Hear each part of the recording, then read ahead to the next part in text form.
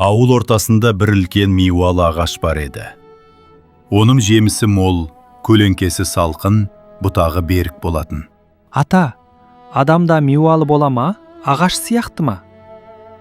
Атасы күлімсіреп қарайды. Иә, балам. Мейуалы ағаш жемісімен қуантса, мейуалы адам жақсы ісімен, ақылымен, мейіріммен қуантады. Ағаштың жемісі жұртқа қорек болса, адамның жақсылығы халыққа медет. Қарашы, бұл ағашты ауыл болып баптайды. Таза ұстайды, суарады. Сол үшін ағашта жемісін аямайды. Ал адамға не керек?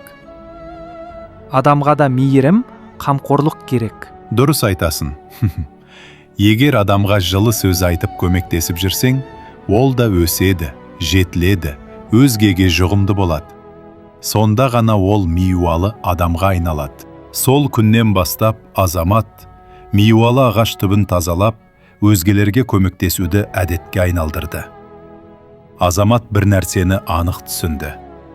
Жақсылық жасаған адам ең жемісті ағаштан да бағалы.